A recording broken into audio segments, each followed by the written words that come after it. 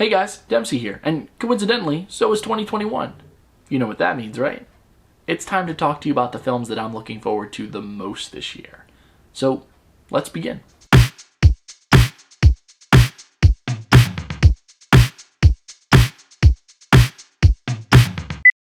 Now before we start off, firstly, I just want to remind you guys to make sure you hit that like button if you like today's video, and if you're new here, make sure you hit the subscribe button as well for more new movie-related content weekly. Secondly, and this point's kind of obvious, 2020 promised us a lot of films, some of which ended up on streaming platforms as a result of the pandemic, most of which ended up being postponed altogether because of the pandemic. As a matter of fact, the vast majority of the films from last year's list are actually now slated to come out this year. And while I still am looking forward to all of those films, I didn't want this list to just be a rehash of last year's. So, as a result, this list is going to comprise of mostly new films. Don't get me wrong, I'm still looking forward to all of these films. It's not like I just chose them arbitrarily, but these films are not going to be films from franchises that you may know. Some of them, in most cases, some of these are actually much smaller films. Some of these might be films that you might not have even known were in production. But the bottom line is that I'm absolutely stoked to see them. And I think that they're absolutely worth keeping on your radar.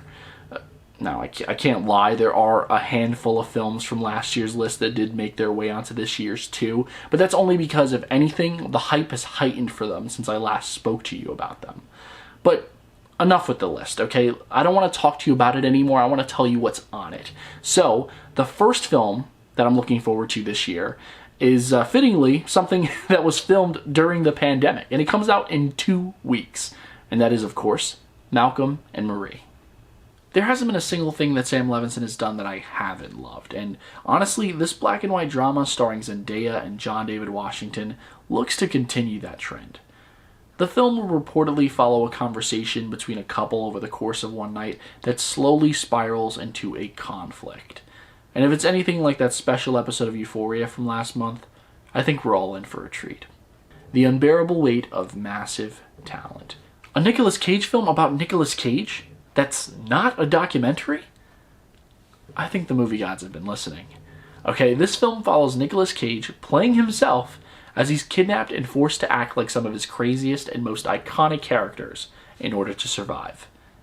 Do I even have to continue to explain why this is on my list? Fatherhood. Now, I'm not a big Kevin Hart fan or anything, but I'd be lying if I said I wasn't interested to see his performance in what will easily be his most serious film to date. And I know he was in that Intouchables remake a few years ago, but at least that role had some comedic elements infused. This film, on the other hand, is a straight-up drama based on a true story about a man who's forced to raise his daughter alone after his wife dies during childbirth. And I know it sounds really heavy, but I think if done right, this film could change the trajectory of Kevin Hart's really repetitive career.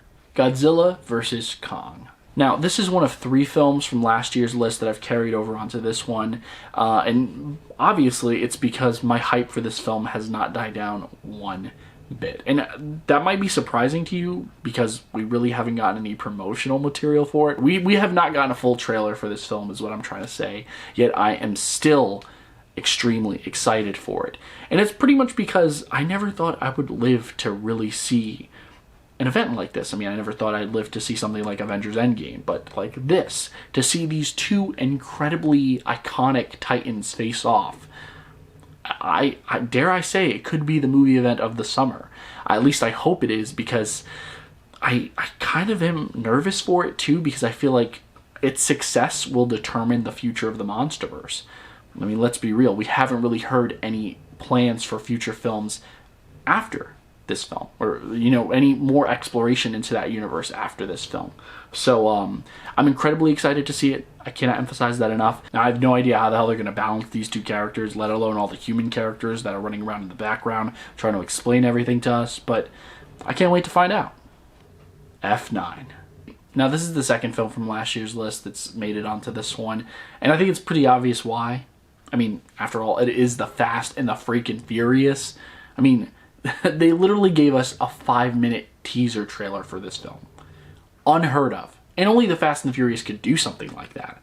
There are rumors that this film will finally see our characters in outer space, which is the logical next step for this franchise besides, time travel and an Avengers crossover.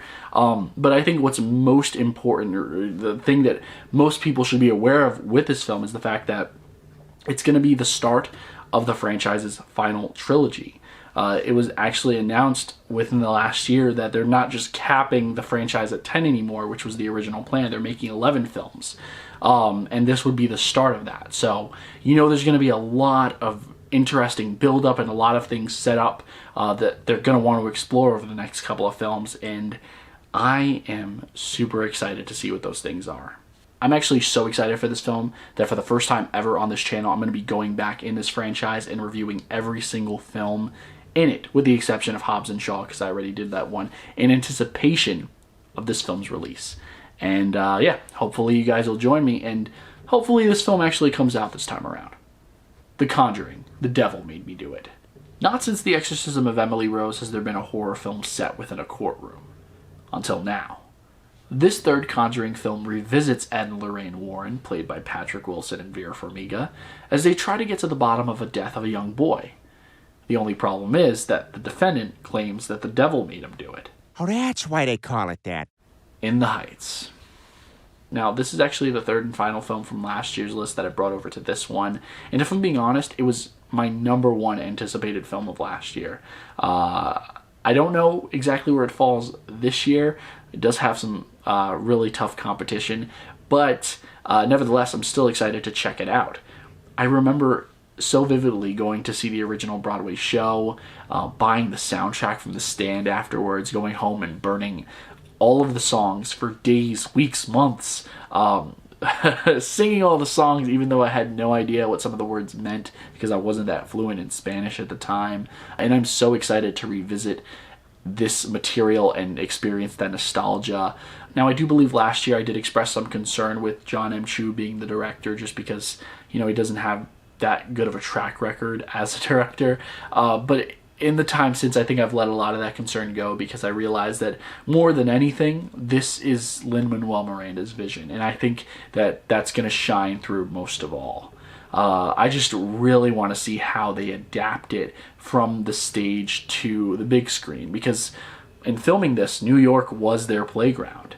And the fact that it's on HBO Max where, I can burn it over and over again just like I did with the original CD is just muy excelente. Shang-Chi and the Legend of the Ten Rings. Now, I know very little about this character, and I think the general public knows even less about him. But very similar to The Eternals, which is also slated to come out this year, I can't stop thinking about this film. And that's just because I know that it's going to introduce us to a brand new corner of the MCU that we've never seen before. And that's exciting. Now, I know that rumors shouldn't be trusted. It's very dangerous to go on all these forums and to start reading things and, have hope for certain tidbits of information that may or may not actually come to fruition. But I think it's the rumors that I've been hearing about this film that have just been making me so excited to see it. None of this stuff that I'm about to say is confirmed, but it's still fun to imagine that we might actually see this on the big screen when the film comes out. I've read a lot of speculation that this film may actually introduce us to some of the very first mutants in the MCU. How cool would that be? I've also read that this film could potentially be Marvel's version of Mortal Kombat, with there being a major fighting competition at the heart of it. Once again, how cool would that be? Are any of these rumors true? Once again, I have no clue. We'll just have to wait until the summer to find out. Hopefully. Old. M. Night Shyamalan has had quite the career. I mean, the man literally pulled a reverse Drake by starting at the top, going to the bottom, and then getting back to the top again. And while he's not the most consistent director, I think that we can all agree that at the very least, all of his films are interesting. What? No! While no official plot details have been confirmed, the film is rumored to be an adaptation of a graphic novel that revolves around a group of people on a beach that begin to rapidly age after they discover a dead body. Eliza Scanlon, Thomasin McKenzie, and Alex Wolff star. The Suicide Squad. Now, if you were to tell me 5 years ago that Suicide Squad was getting a sequel and that I'd genuinely be excited to see it, I'd probably laugh in your face. Not only did I dislike the first film so much, I would say that it's probably one of the worst comic book adaptations of all time. Seriously. But here we are. Okay, James Gunn has seemingly swooped in and single-handedly saved this franchise. Or so it seems, okay? With another stellar and much larger cast, as well as a brand new story, this looks to be the film that fans deserved in the first place. With the first film missing so badly, this one could actually be a hit. And the fact that it's also debuting on HBO Max simultaneously especially makes it something to look forward to. Deep Water. You guys know Ben Affleck and Ana de Armas are a thing now? Well, they met on the set of this. And I honestly don't know what's more fascinating, how cute or how serious they are so soon, or the fact that the film revolves around them as a couple that plays these mind games which results in the deaths of people that they know. Crazy, right? It's a Disney movie. Wait, what? How did this end up on my list? Okay, so you know what? I do watch the show with my son, I will admit that. So it's entirely possible that he wrote this. I'm going to go with that. In all seriousness, though, I'd be lying if I said I wasn't the least bit curious as to how this film is going to turn out. Kim Kardashian aside, with a supporting cast that includes Tyler Perry and Jimmy Kimmel, I think this film has the potential to be a surprise hit. Okay. Okay. What's up? Not much. How you been? High five!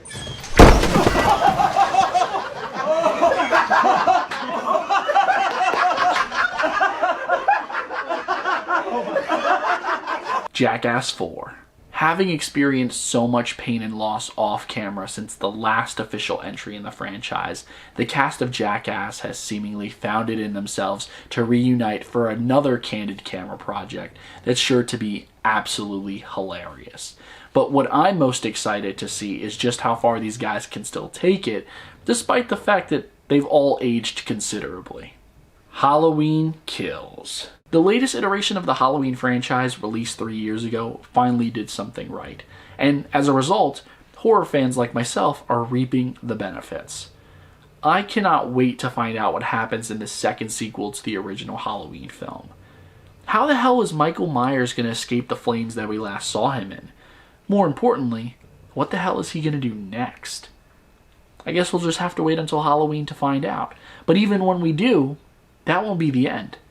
This film also apparently sets the stage for a third film. Yes, a grand finale set to hit theaters in 2022. Mission Impossible 7. Yup, that's right. Tom Cruise's Ethan Hunt is back yet again to do something impossible. Kind of. You know, they really should stop calling these films Mission Impossible because clearly all of these tasks are not impossible. I don't ever want to see it again! Ever! In all seriousness, though, there is a lot of mystery surrounding both this film and its follow-up. Mission Impossible 7 and 8 are both being filmed back-to-back. And I can't believe, I mean, not just the fact that they're being made in the middle of a pandemic, but the fact that Christopher McQuarrie is trying to outdo himself not once, but twice. I mean, after Mission Impossible Fallout, which is easily like one of the best action films I've ever seen in my life, I have no idea how the hell you go up from that. But it's the same thing with like Fast and the Furious. Like, how do you outdo yourself? I mean, you outdo yourself until you write yourself into a corner. But I'm not just worried about the story here. I'm really, I'm not worried at all. I'm more eager to see how the hell do you take this franchise with the increasing technology and increasing talent added to the roster. Where could you possibly take it? That's what really excites me about this. And yeah, I don't know. Will Ethan Hunt's luck finally run out? We'll just have to see. Spider-Man 3, or as I like to call it, Spider-Men. Trademark. Of course this film was going to be on my list. I mean, I'm pretty sure it's on everybody's list. And we also know that it's definitely going to be a multiverse movie. Everybody and their mother has confirmed that at this point. But to what extent it's a multiverse movie? is what's really exciting. And what I mean by that is, you know, we have Alfred Molina, Jamie Foxx, Andrew Garfield, Charlie Cox, all of these people from all of these different corners of Marvel thus far, not just the MCU, but Marvel, coming to be a part of this project. And the fact that Marvel Studios has gone out of their way to do something like that, to make this project as ambitious as it is, just tells me that the possibilities are endless. The Matrix 4. The original Matrix films are absolutely bonkers, and while I have no idea where they could take this film and will take it, I'm still very excited to be returning to this world, or this simulation, whatever you want to call it. Yahya Abdul-Mateen II, Neil Patrick Harris, Priyanka Chopra Jonas, and Jonathan Groff are all just a handful of brand new names joining the original cast members Keanu Reeves, Carrie-Anne Moss, and Jada Pinkett Smith in what I believe to be the start of a brand new trilogy. Willys Wonderland. Now, while there may already be a live-action Five Nights at Freddy's film in development, that shouldn't deter you from checking out the second Nicolas Cage vehicle on my list, which follows him as a janitor who works overnights at this old entertainment center and who must fight off these animatronics that come to life every night and try to kill him. False Positive. As of right now, there isn't too much known about this Ilana Glazer project other than the fact that A24 is producing it, Hulu has the rights to distribute it, and it's rumored to be a contemporary take on Rosemary's Baby. But if you ask me, all of those things sound like a recipe for greatness. Tick, tick, boom.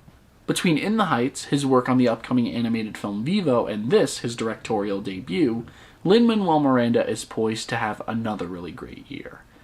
Based on the musical of the same name, this film will tell the story of the tragically short yet inspiring life of Jonathan Larson, the man who created Rent. Andrew Garfield, Vanessa Hudgens, and Alexandra Shipp star, and it's set to hit Netflix later this year. 9 Days. It's only fitting that the last film on my list happens to be like one of my most anticipated films of the year, and it's probably also one of the most abstract films coming out this year, with maybe the exception of the Nicolas Cage ones. But this film revolves around a reclusive man who gets the chance to interview human souls before they go on to live their lives on Earth. And I know just by hearing that synopsis, you can probably draw some comparisons to Disney's Soul, which just came out. But watching the trailer, and there is a trailer, and I highly recommend you check it out, you don't get that vibe. Not only does it look incredible, but I've heard nothing but great things since its premiere at last year's Sundance Film Festival. In fact, it was actually supposed to come out late last year, but because of the pandemic, it got pushed into this year, like so many other films. And while it doesn't have an exact release date just yet, I expect that to change soon. But there you have it. These are my most anticipated films of 2021. This goes without saying, obviously, release dates can still change. Nothing is set in stone. I think if there's anything we should take away from last year, it's certainly that. Especially considering the fact that as I speak, release dates are still shifting for films. There were a couple of films that I was actually thinking of adding to this list. They were actually supposed to come out last year, which have since been postponed again. So yeah, while I'm still hopeful that all of these films will come out this year, there's just, unfortunately, no guarantee. On a totally different note, though, what are some of the films that you're looking forward to this year? Are there any films that we have in common on our most anticipated lists? Are there any films that you didn't even know were in production until you saw this video? Are there any films that are coming out that maybe I don't know about that I should have on my radar? Let me know down below in the comment section. But that's pretty much all the time that I have for you guys today, actually. Thank you so much for taking the time out of your day to view this video. It really does mean the world to me. And once again, if you like this video, please make sure to hit that like button. If you're new here, make sure to hit the subscribe button as well for more new movie-related content weekly. I actually have a lot of stuff planned over the next couple of days and weeks that I'm very excited to share with you all, but you're just going to have to wait for it. So I should probably get back to work, right? Until next time, I'm Dempsey Pilat. Take care.